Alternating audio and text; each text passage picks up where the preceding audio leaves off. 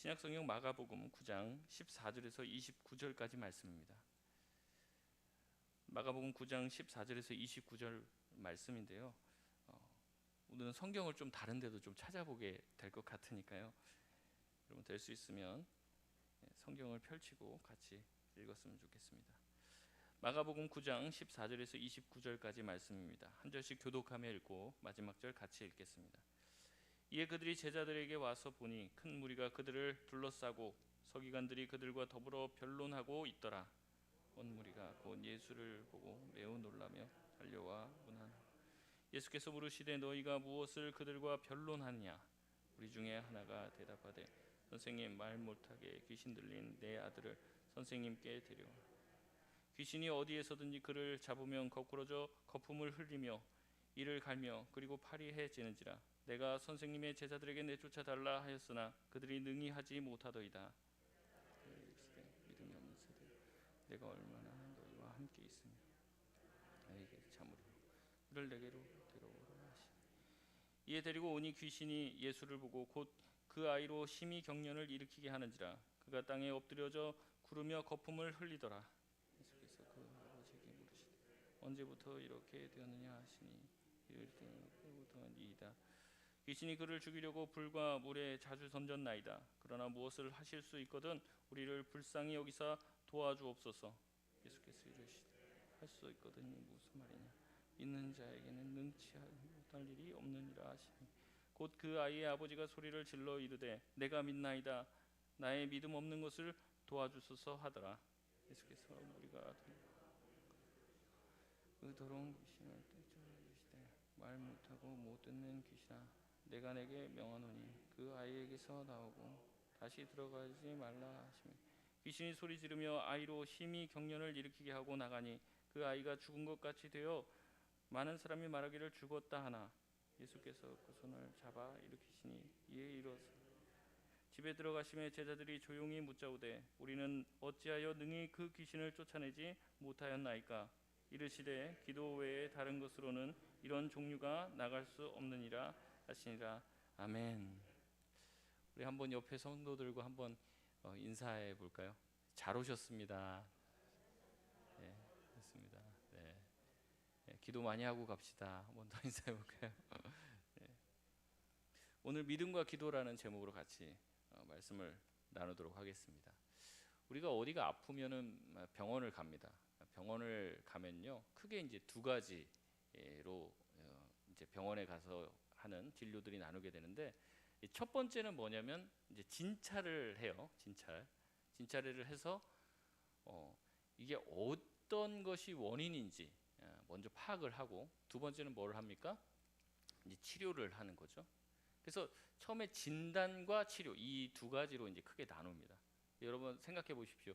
이 진단이 잘못되면 치료가 정확하게 될 수 있을까요?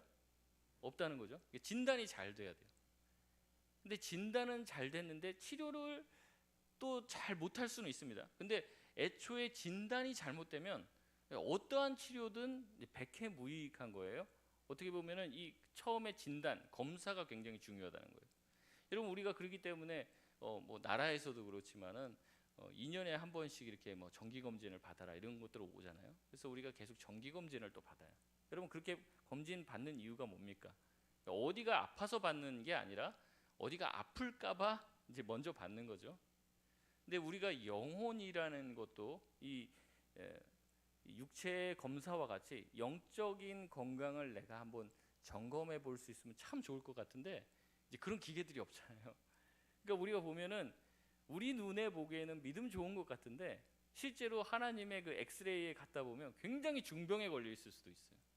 그리고 어떻게 보면은 우리가 보기에는 좀 부족한 것 같은데 하나님 보시기에는 굉장히 그 사람이 건강한 이 믿음의 상태일 수도 있다는 거죠. 그래서 사실은 이런 것들을 구별해 내기가 굉장히 어렵습니다. 그래서 어떤 분들은 물어보면요, 자기 신앙이 굉장히 대단하다고 생각하는 사람도 있습니다. 제가 볼 땐 좀 아닌데 제가 볼 땐 조금 더 훈련이 돼야 되고 조금 더 변화가 돼야 되는데, 자기가 생각하기에 스스로 자기 건강하다, 난 영적으로 탁월하다, 수준이 있다 이렇게 생각을 하는 거예요. 그러니까 이제 진단이 잘못된 거죠. 여러분, 그렇기 때문에 우리가 진단을 잘 받아야 되는데, 성경에 보면은 최고의 영적인 의사 선생님이 나옵니다. 진단과 처방에 아주 능하신 분이 나와요. 누구십니까? 바로 예수님이죠. 보통 교회에서 물어보면요, 거의 8, 90%고 예수님 아니면 하나님입니다. 예수님이 영적인 의사시죠. 그래서 오늘도 제자들과의 나누는 이 대화들 속에서 이 제자들의 문제가 무엇인지를 정확하게 예수님이 진단하시고, 그리고 그 문제에 대한 처방 또한 예수님이 정확하게 내려주신다는 겁니다. 오늘 말씀을 보면요, 이 본문 앞에 있는 내용들도 좀 알면 더 좋아요. 이 앞에 어떤 내용이 나오냐면, 이 예수님이 12제자를 다 데리고 다니는 게 아닙니다. 조금 더 특별히 가까이 두시는 3명의 제자가 있어요. 누굽니까? 베드로, 야고보, 요한. 요 세 제자들은 좋은데 다 데리고 다녀요. 변화산 올라갈 때도 요 3명만 데리고 가고요. 이 겟세마네 그 십자가 지시기 전에도 보면 제자들 데리고 그 산에 가는데 산 밑에다가 나머지 제자들을 놓고 이 3명만 데리고 더 깊은 데로 가십니다. 그래서 예수님이 이런 어떤 동심원 구조로서 조금 더 가까이 하는 제자들이 있습니다. 그래서 이 세 제자들과 함께 변화산에 올라가서 예수님의 영광된 모습을 보여주셨어요. 그리고 나서 이제 다른 제자들이 지금 웅성웅성 하는 거예요. 누구들과. 그래서 오늘 본문 보니까 뭐라고 나옵니까? 서기관들과 이렇게 말씨름을 하고 있었어요. 막 여러 가지 소란이 났어요. 그래서 16절에 예수님이 물어봅니다. 도대체 무슨 일로 너희들이 이렇게 다툼이 일어났냐? 그러니까 무리 중에 한 사람이 나와요. 제 아들이 귀신이 들려서 선생님께 데려왔는데 선생님이 없다고 해서 이 제자들에게 얘기했습니다. 부탁했습니다.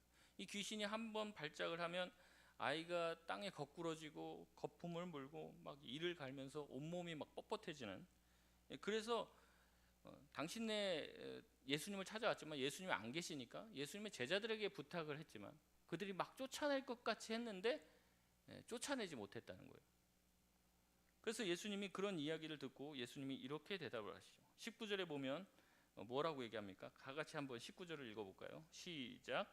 대답하여 이르시되 믿음이 없는 세대여, 내가 얼마나 너희와 함께 있으며 얼마나 너희에게 참으리요, 그를 내게로 데려오라 하시매. 아멘. 예수님이 제자들이 귀신을 쫓아내지 못한 원인을 여기서 진단하고 계세요.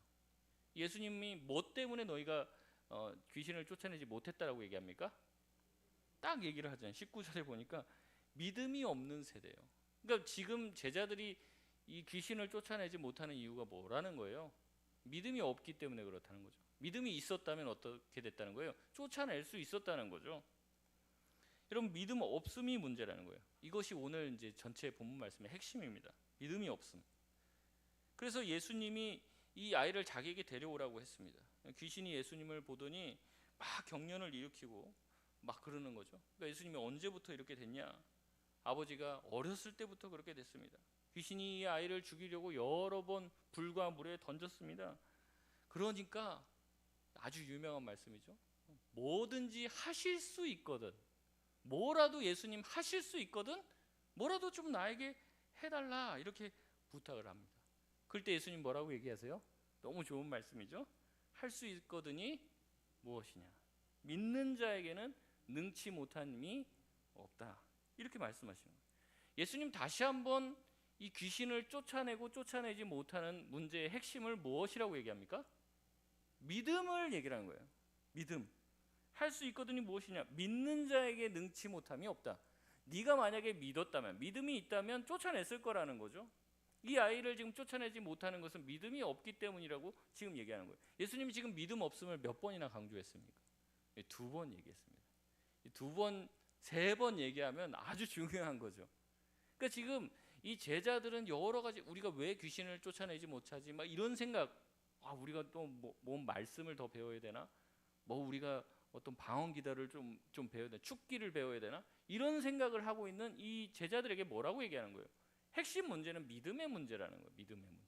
믿음이 없으니까 다 불가능하다는 거죠. 여러분, 그렇다면 믿음을 가져야죠. 우리도 믿음을 가져야지 우리 주변에 있는 귀신을 물리칠 것 아닙니까? 믿음을 가져야 돼요. 근데 도대체 이 믿음이 뭐냐는 거죠. 어떻게 하면 내가 믿음 있게 될 수 있냐는 거죠. 여러분, 보통 여기에서 나오는 할 수 있거든 무엇이냐, 믿는 자에게 능치 못함이 없다라고 얘기를 하니까 이것을 어떻게 생각을 하냐면 확실히 믿습니다. 이런 거를 믿음이라고 생각해요. 주님, 내가 기도한 거를 확실히 100% 믿습니다. 100% 될 줄 믿습니다. 이런 식으로 생각하면 그게 믿음이라고 생각한다는 거죠. 내가 상상하고 내가 하나님에게 구하는 모든 것이 반드시 될 거라고 확실히 믿고 의심하지 않는 것, 이것이 바로 믿음이라고 생각하는데 그렇지 않다는 거예요. 이게 성경은 그렇지만 앞뒤 맥락을 잘 고려하면서 읽어야 됩니다. 이 마가복음 11장 22절에 보면 이 비슷한 내용이 나와요. 한번 찾아볼까요? 마가복음 11장 22절에서 24절까지 말씀입니다. 마가복음 11장 22절에서 24절 말씀입니다. 예수께서 그들에게 대답하여 이르시되 하나님을 믿으라. 내가 진실로 너희에게 이르노니 누구든지 이 산더러 들려 바다에 던져지라 하며 그 말하는 것이 이루어질 줄 믿고 마음에 의심하지 아니하면 그대로 되리라. 24절 같이 읽어볼까요? 그러므로 내가 너희에게 말하노니 무엇이든지 기도하고 구하는 것은 받은 줄로 믿으라. 그리하면 너희에게 그대로 되리라. 아멘. 그대로 된다. 믿고 받은 줄로 의심하지 않고 기도하면 그대로 된다는 거예요. 정말 여러분 이렇게 된다면 우리 대부분 기도했던 것들 다 이루어져야 되잖아요. 근데 정말 그렇게 됐습니까? 그렇게 솔직하게 저희끼리만 있으니까 안 되잖아요. 안 되잖아요.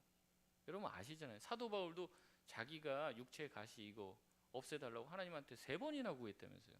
믿음 없이 구했겠습니까?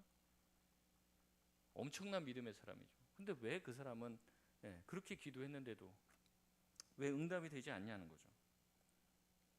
여러분 우리의 기도를 보면 때로는 안 되는 게 더 많은 것 같아요.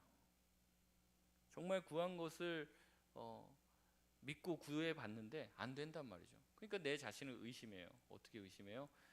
내가 혹시라도 의심하면서 구했나? 내가 혹시라도 조금 열심히 뭐 그런 얘기 하잖아요. 기도의 분량을 채워야 된다고. 그래서 기도가 99% 찼어요. 아깝습니다. 1%만 더 채우면 받을 수 있는데 99%까지 못 채웠어요. 그래서 하나님도 안타까워 하시는 거죠. 야, 조금만 더 기도하면 한 50분만 더 기도하면 이거 되는 건데. 그러면서 하나님은 응답해 주시지 않는다면 저는 그런 하나님 안 믿을 것 같습니다. 하나님은 우리를 그런 식으로 무슨 잣대를 갖다가 딱 대놓고 이거 넘치지 못하면은 이 수준이 안 되면 아무것도 안 줘, 이러시는 분이 아니에요. 항상 하나님은 우리가 구하는 것 이상을 주시는 분이고, 항상 하나님께서는 우리가 그만치 못해도, 여러분 우리가 죄인 되었을 때 예수님이 우리를 위해서 죽으셨지, 언제 우리가 예수님 좀 나를 위해서 좀 대신 십자가에 죽어주시겠습니까? 이런 얘기를 해서 구원받은 게 아니라는 거예요.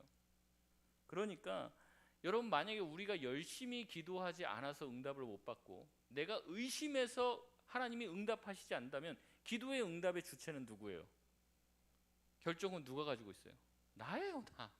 내가 열심히만 하면 돼요. 내가 확실히 믿기만 하면 되는 거예요. 여러분 근데 신앙생활 오래 하셨으니까 다 알 거예요. 여러분 기도의 주체가, 기도의 응답의 핵심을, 그 기도 응답의 주권은 누가 가지고 있습니까? 하나님이 가지고 계시죠. 여러분 아시잖아요. 이 장로교 칼빈주의의 핵심 가치가 뭐냐면 하나님 주권 사상이에요. 좀 그렇게 말하면 뭐냐면 하나님 맘대로 하나님 맘대로 하시는 거예요. 때로는 우리가 아무리 노력해도 소용이 없다는 거죠. 하나님이 이렇게 하기로 결정하셨으면 그렇게 되기 때문에. 그게 하나님 주권 사상입니다. 하나님 제일주의예요. 그게 장로교가 믿는 이 교리의 핵심이란 말이죠. 그런데 여기에 있는 말씀을 그대로 대입하면 뭐예요? 내가 열심히 믿고 확실하게 믿으면 되고, 그렇지 않으면 안 된다고 얘기하면 기도 응답의 주체가 항상 나에게 달린 것 아닙니까? 여러분 사실 이 마가복음 11장 말씀은 더 좀 시간을 더 많이 들여서 보면 더 좋은데요, 이것은 내가 믿고 구하기만 하면 다 된다라는 그런 도깨비 방망이와 같은 말씀이 아닙니다. 우리가 24절까지 읽어봤는데요, 25절도 봐야 돼요. 24절, 25절을 봐야 됩니다. 24절 아까 우리가 같이 읽었죠. 그러므로 내가 너에게 말하노니 무엇이든지 기도하고 구하는 것은 받은 줄로 믿으라. 그리하면 너희에게 그대로 되리라. 그 다음에 계속 이어져요. 서서 기도할 때 아무에게나 혐의가 있거든 용서하라. 그리하여야 하늘에 계신 너희 아버지께서도 너희 허물을 사하여 주시리라 하시니라. 여러분 앞에 보면요, 그러므로라고 나와요. 그러므로 무슨 말입니까? 그리하여야, 그리하여야, 그러므로. 이 단어가 생략이 돼 있어요. 결론을 얘기하는 거예요. 우리가 누군가를 용서하면 하나님께서도 나를 용서해 준다는 의미를 가지고 있는 이 말씀인 거예요. 이웃에 대한 용서가 나를 구해 주시는, 나를 용서해 주시는 하나님의 용서가 될 것이라고 믿으면 그 말 그대로, 믿는 그대로 이루어진다는 이 용서에 대한 확신을 주시는 겁니다. 그래서 여러분, 우리가 고백하는 이 사도신경의 내용에 보면 무엇이 있습니까? 이 주기도문의 내용에 보면 무엇이 있습니까? 우리가 우리에게 죄 지은 자를 사하여 준 것 같이 우리의 죄를 사하여 달라는 거예요. 그러니까 이거는 확실히 믿으라는 얘기가 아니라, 확실히 믿으면 믿는 대로 된다, 이런 긍정의 힘을 말하는 게 아니에요. 무엇이라는 거예요? 내가 누군가를 용서해 주면 하나님도 나를 용서해 주실 것이라는 것을 확실히 믿는다는 거예요. 여러분, 용서는 원래 그런 식으로 이루어지지 않잖아요.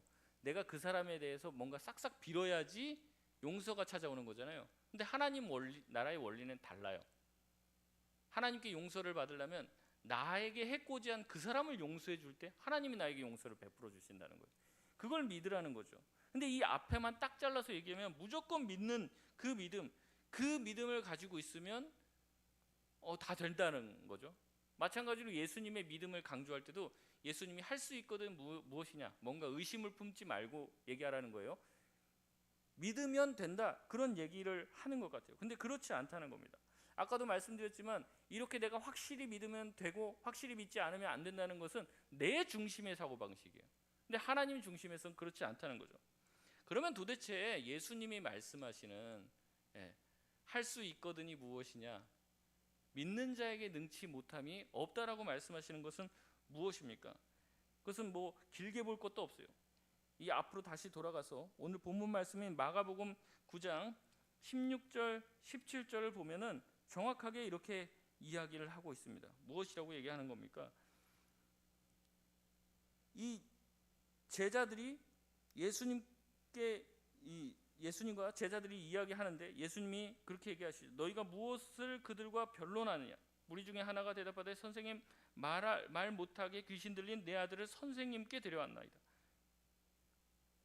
여러분, 예수님을 17절에 보면 뭐라고 대답하고 있어요? 뭐라고 부르고 있습니까? 선생님이에요. 근데 여러분 알고 계시겠지만 예수님은 단순한 선생님이 아니에요. 누구십니까?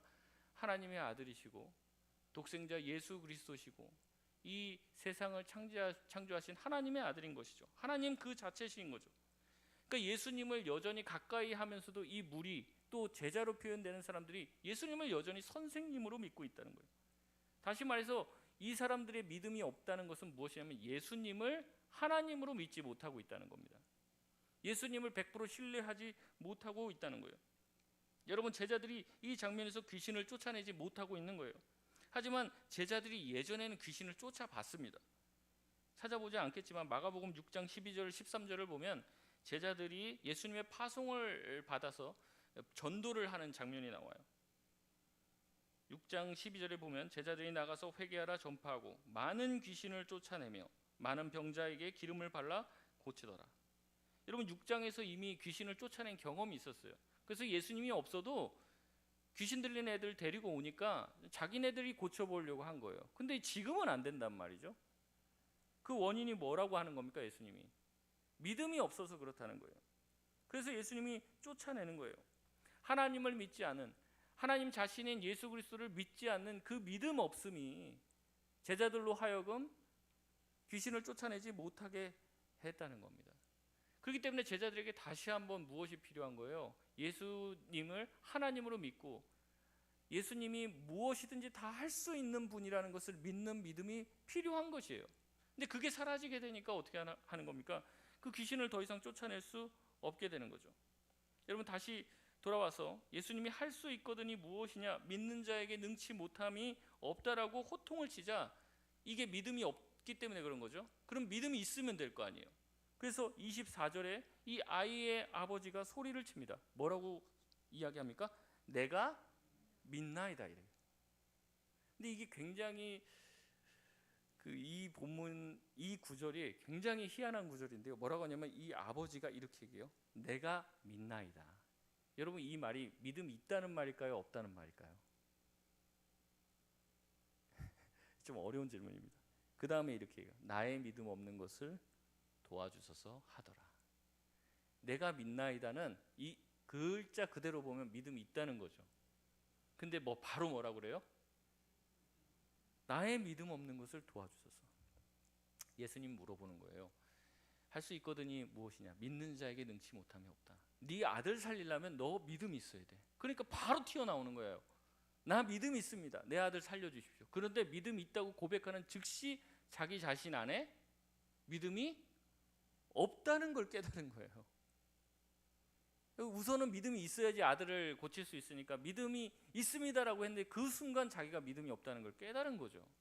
그러니까 이 반대말이 나온 거예요. 순간적으로 내가 믿나이다. 근데 믿음 없네요. 근데 믿음이 없으면 어떻게 해요? 자기 아들을 살릴 수 없잖아요. 그러니까 솔직해지는 거예요. 내가 사실은 믿음이 있다고 하는데 믿음 없는 사람이었습니다. 믿음 없는 사람인 나의 믿음 없는 것을 도와주소서. 저는요, 이 뒤에 고백이 믿음 있는 자의 고백이라고 생각해요. 지금 믿음은 누구한테만 구할 수 있습니까? 하나님한테만 구할 수 있어요. 하나님한테만. 우리가 사람한테 믿음 달라고 할 수 있습니까? 없어요. 믿음을 주옵소서. 우리가 누구한테 믿음을 달라고 구할 수가 없단 말이에요. 근데 이 아버지는 그 전까지는 선생님으로 예수님을 봤어요. 그러니까 믿음 필요하다니까 나 믿음이 있어요 이렇게 얘기했는데 그 순간 믿음이 없다는 걸 깨달은 거예요. 근데 자기 앞에 그 말을 하는 예수님이 어떤 분이에요? 하나님으로 보인 거예요. 나에게 믿음 없는 나에게 믿음 주실 수 있는 분으로 보는 거예요. 그래서 예수님에게 얘기하는 거죠. 나의 믿음 없는 것을 도와주소서. 나의 믿음 없는 것을 도와주소서. 솔직한 고백을 하는 거예요. 여러분, 앞에 있는 나는 믿습니다. 이 글자 그대로는 신앙의 고백인 것처럼 보이지만 사실상 불신앙의 고백인 거예요. 나 믿음 있습니다 라고 손드는 게 사실은 믿음이 없는 걸 수도 있다는 거죠. 많은 사람들이 하나님을 믿는다고 교회를 찾아오고 예수님 믿는다고 하지만 밖에 나가서 세상 사는 걸 보면 믿음 없는 사람처럼 살아갈 때가 너무나도 많다는 거죠. 이걸 뭐라고 하냐면 실제적 무신론자 이렇게 얘기해요. 실제적. 그러니까 입으로는 하나님 살아계시다, 하나님의 성경은 하나님의 말씀이다 말은 하는데 실제 자기 삶에서는 하나도 안 믿어요. 하나님이 없는 것처럼 살아간단 말이죠. 여러분, 이런 사람 이 앞에 있는 고백이에요. 내가 믿나이다 이렇게 말하는 사람이 내가 믿나이다. 근데 진짜 신앙인은요, 주여 내가 믿음 없습니다. 내가 교회 열심히 다니고 봉사하고 그래서 믿음 있는 줄 알았는데 내가 주님 앞에 서보니까 저 믿음 있는 자가 아니네요. 이렇게 고백하는 거예요. 그래서 주님한테 기도하는 거죠. 주님, 믿음이 없습니다. 믿음 없으면 안 되잖아요. 믿음 없으면 세상을 이길 수가 없잖아요. 믿음이 없이는 세상에게 짓눌리는 겁니다. 세상에게 질질 끌려다니는 거예요. 그러니까 하나님, 나의 믿음 없는 것을 불쌍히 여겨주시옵소서. 여러분, 세상에 보면 귀신 들린 것 같아요. 세상이 다. 여러분, 그 귀신 들린 세상의 그 강력한 힘을 어떻게 쫓아낼 수 있습니까? 믿음밖에 없는 거예요. 믿음. 근데 우리가 왜 끌려다닙니까? 믿음이 없으니까 끌려다니는 거 아니에요. 예전에는 안 끌려다녔겠죠. 제자들처럼 예전에는 신나게 귀신 내쫓고 주님 위해서 살았을 거예요. 근데 시간이 지나니까 믿음 다 떨어진 겁니다. 그래서 이제는 귀신 쫓아내보려니까 안 되는 거예요. 세상의 힘이 더 세요. 세상에게 막 밀리는 거죠. 우리가 다시 한번 믿음을 구해야 됩니다. 믿음이 없으면 이 귀신 들린 세상에서 제정신을 가지고 믿음 지키면서 신앙을 가지고 살아나갈 수가 없다는 거예요. 우리가 이렇게 이 아버지처럼 진실해야 돼요. 주여, 나의 믿음 없는 것을 도와주소서. 내 믿음 없는 것 도와주실 수 있는 분 예수 그리스도 한 분뿐입니다. 여러분, 나의 불신앙에서 다시 신앙의 자리로 가는 것이 이 영혼의 상태를 실제적으로 하나님 앞에 고백하는 데서부터 시작하는 거예요.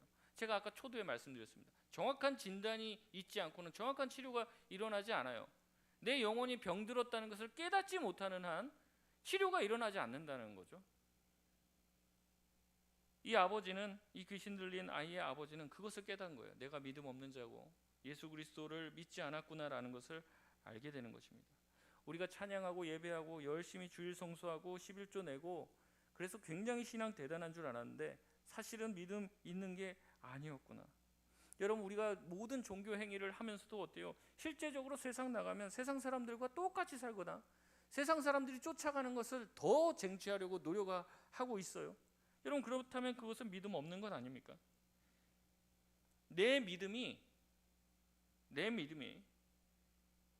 세상의 것보다 하나님을 더 사랑하지 못하게 하는데, 내가 가진 믿음이 세상보다 하나님을 더 사랑하게 못해요. 근데 그것을 어떻게 믿음이라고 할 수 있냐는 거죠. 믿음 가지고 있는 사람들이 세상 사람들이 추구하는 것을 더 열정적으로 추구하고, 하나님, 나 이거 세상 사람들이 바라는 거, 나 이거 10개 20개 주세요. 그거 주세요.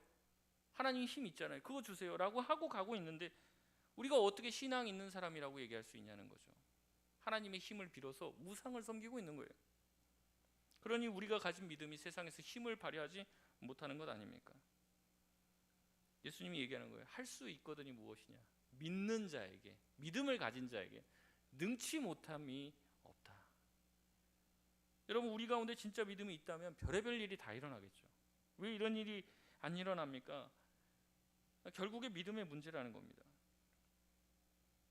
우리 자신의 실체를 봐야 되는 거죠. 하나님 앞에 엎드려서 기도해야 돼요. 주님, 우리의 믿음 없는 것을 도와주소서. 여러분, 자녀들의 신앙을 위해서 고민하십니까? 자녀들의 신앙의 믿음 누가 주실 수 있어요? 하나님밖에 없잖아요. 여러분, 그것을 구해달라는 거예요. 이 예수님께 간절히 매달리잖아요. 제자들이 창피해서 예수님한테 와서 묻습니다. 28절에 집에 들어가심에 제자들이 조용히 묻자고 돼. 조용히, 창피한 거예요. 이거 한번 할 수 있을 줄 알았는데 구박만 당하고 예수님이 막 꾸지람을 들어서 망신을 당했어요. 그래도 이제 다음번에는 또 무슨 일이 일어날지 모르잖아요. 그래서 조용히 물어요. 우리는 어찌하여 능히 그 귀신을 쫓아내지 못하였나이까? 29절 결론입니다. 우리 다 같이 읽어보겠습니다. 시작. 이르시되 기도 외에 다른 곳으로는 이런 종류가 나갈 수 없느니라 하시니라. 아멘. 그럼 여기서 또 헷갈리는 거예요. 앞에 지금까지 저도 그렇고 예수님도 그렇고 뭐 없다고 그랬어요? 믿음 없다고 그랬잖아요. 믿음. 근데 왜 결론은 기도예요? 무슨 관계가 있을까요? 깊이 묵상해 보십시오. 왜 앞에 한창 믿음 없고 믿음만 있으면 된다고 해놓고 결론은 기도로 나와요? 여러분, 믿으면 반드시 기도하게 돼 있다는 겁니다. 하나님이 다 하실 수 있다면서요. 그러면 그 하나님한테 매달려야지 누구한테 매달리냐는 거죠. 하나님을 안 믿으니까 사람 찾아가는 거예요. 하나님 안 믿으니까 자꾸 전화 돌리는 거라고요. 믿음이 없기 때문에 기도가 안 나오는 거죠. 정말로 된다면 왜 기도 안 하겠습니까? 기도 외에는 이런 이유가 나아갈 수 없어요. 그렇기 때문에 기도와 믿음은 뭐예요? 짝이에요. 짝.